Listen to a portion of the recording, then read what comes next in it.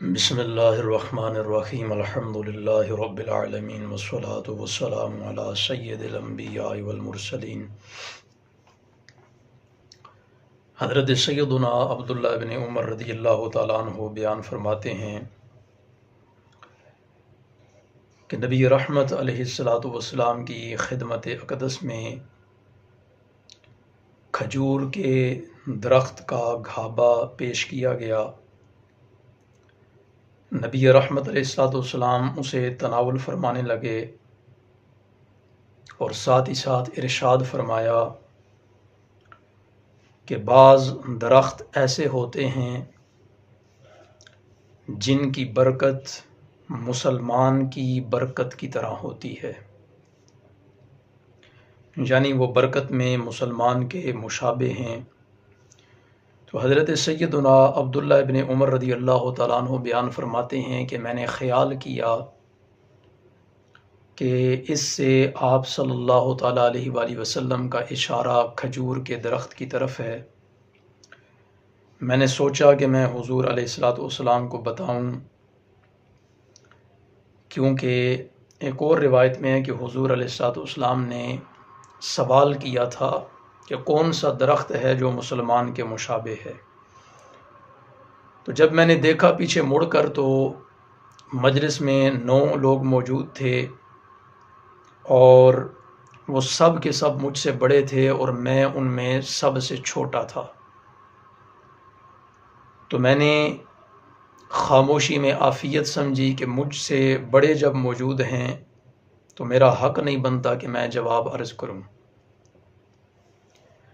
اس کے بعد پھر رسول اللہ صلی اللہ تعالیٰ علیہ وآلہ وسلم نے خود ہی ارشاد فرمایا کہ وہ درخت کھجور کا درخت ہے۔ تو یہ سارا واقعہ حضرت سیدنا عبداللہ ابن عمر رضی اللہ تعالیٰ عنہ نے بعد میں حضرت سیدنا عمر فاروق اعظم یعنی اپنے والد کی خدمت میں پیش کیا۔ وہ بھی اس میں موجود تھے، اس مجلس میں جس مجلس میں حضور علیہ السلام نے یہ سوال کیا تھا۔ تو حضرت سیدنا عمر فاروق اعظم رضی اللہ تعالیٰ عنہ فرمانے لگے اپنے بیٹے سے کہ اگر تم اس وقت جواب دے دیتے تو مجھے ضرور خوشی ہوتی، بلکہ بے حد خوشی ہوتی۔ اس حدیث مبارکہ میں بہت ساری باتیں ہیں جو ہمارے لیے مشعل راہ ہیں، ہمارے لیے درس ہیں۔ سب سے پہلی بات کہ اپنی مجلس میں بیٹھنے والوں سے گاہے بگاہے علمی سوالات کرتے رہنا چاہیے تاکہ ان کا علم سے شغف بنا رہے۔ اسی طرح طلباء سے جو امتحانات لیے جاتے ہیں وہ بھی اسی حدیث مبارکہ سے اس انداز میں ہمیں درس مل سکتا ہے کہ طلباء سے زیادہ مشکل سوالات نہیں کرنے چاہیے۔ جس طرح کہ حضور علیہ السلام کی خدمت میں اسی وقت کھجور کا کھابا پیش کیا گیا،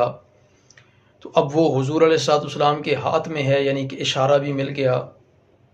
اور حضور علیہ السلام اسی وقت یہ سوال پوچھ رہے ہیں کہ کون سا ایسا درخت ہے جو مسلمان کے مشابہ ہے۔ تو مسلمان کی مشابہت میں کھجور کا درخت، اس پہ پھر انشاءاللہ بعد میں بات کریں گے۔ پہلے اس حوالے سے کہ اب جواب موجود تھا حضرت عبداللہ بن عمر رضی اللہ تعالیٰ عنہ کو، لیکن انہوں نے دیکھا کہ مجلس میں ان سے بڑے لوگ بھی موجود ہیں، تو ادب کے پیش نظر انہوں نے خاموشی اختیار فرمائی۔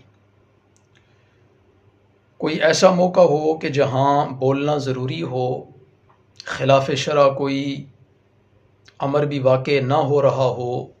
تو وہاں اگر آپ چھوٹے بھی ہیں تو کسی بات کا جواب دے دیتے ہیں، بات کا جواب بیان کر دیتے ہیں، تو وہ خلاف شرع نہیں ہوگا اور نہ ہی وہ خلاف ادب ہوگا۔ تو یہاں شرم کے مارے انہوں نے کہ مجھ سے بڑے موجود ہیں، ادب کا لحاظ کرتے ہوئے حضرت عبداللہ رضی اللہ تعالیٰ عنہ خاموش رہے۔ تو ادب بھی انتہائی ضروری ہے۔ اور پھر جب بعد میں انہوں نے اپنے والد حضرت سیدنا عمر فاروق اعظم رضی اللہ تعالیٰ عنہ کو بتایا کہ مجھے اس سوال کا جواب معلوم تھا، تو وہ اس بات پر حضرت عمر فاروق اعظم رضی اللہ تعالیٰ عنہ نے کہا کہ اگر تم یہ جواب دے دیتے تو میرے لیے بڑی خوشی کا باعث ہوتا، مجھے بڑی خوشی ہونی تھی اس بات سے اگر تم جواب دے دیتے۔ یعنی اولاد ایسی نعمت ہے کہ اس کی علمی قابلیت دیکھ کر کے والدین کو خوشی حاصل ہوتی ہے۔ تو کیا ہی اچھا ہو کہ ہم اپنی اولادوں کو دین کا علم پڑھائیں، دینی طور پر علمی قابلیت ان کے اندر پیدا کریں، اور پھر جب قابلیت پیدا ہو جائے اور پھر وہ ہمارے لیے باعث مسرت ہو، باعث فخر ہو،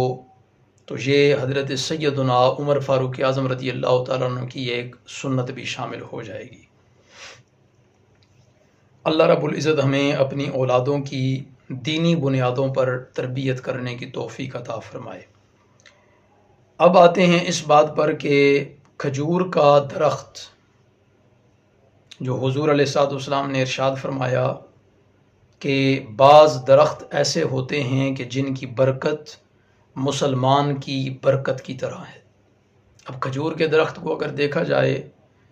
تو اوپر سے لے کر کے نیچے تک اس کی ہر چیز فائدہ مند ہے۔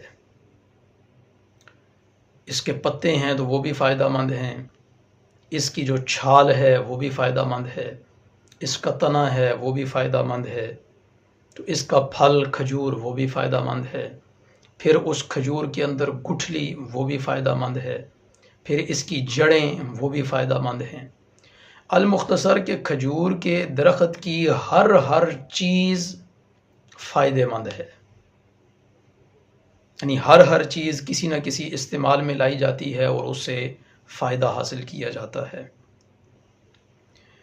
اسی طرح مسلمان کی بھی برکت اور مومن کی بھی برکت ہونی چاہیے کہ اس کی ذات، اس کی صفات،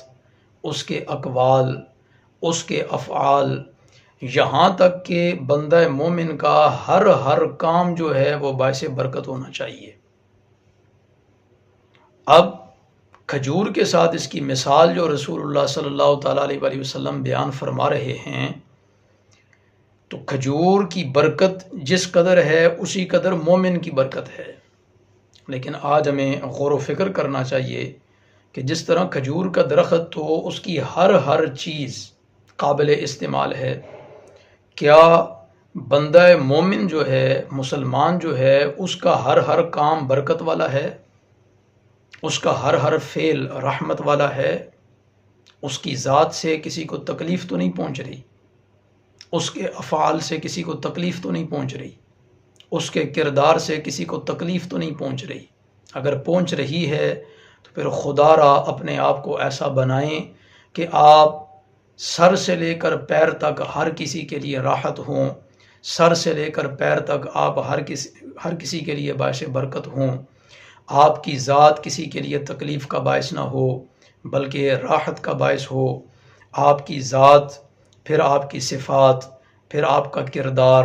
پھر آپ کے اقوال، پھر آپ کے افعال، حتیٰ کہ آپ کا اٹھنا بیٹھنا، آپ کے معمولات، ہر چیز جو ہے وہ دوسرے لوگوں کے لیے، دوسرے انسانوں کے لیے وہ باعث برکت ہونی چاہیے، باعث رحمت ہونی چاہیے، تو پھر ہی اس حدیث مبارکہ کا مفہوم پورا ہو پائے گا۔ تو اللہ رب العزت ہمیں اس حدیث مبارکہ کا مفہوم اپنی زندگیوں کے اندر صحیح انداز میں، مکمل انداز میں پیدا کرنے کی توفیق عطا فرمائے کہ جس طرح کھجور کا درخت جڑوں سے لے کر کے تنے سمیت، چھال سمیت، اپنے پتوں سمیت، اپنے پھل سمیت، پھر پھل کے اندر گٹھلیوں سمیت وہ لوگوں کے لیے فائدہ ہی فائدہ ہے، اسی طرح اللہ رب العزت ہمیں بھی اپنی ذات، اپنی صفات، اپنے اقوال، اپنے افعال سمیت تمام لوگوں کے لیے، تمام انسانیت کے لیے اللہ رب العزت ہمیں بھی فائدہ بننے کی، مفید بننے کی توفیق عطا فرمائے۔ وآخر دعوانا الحمد للہ رب العالمین۔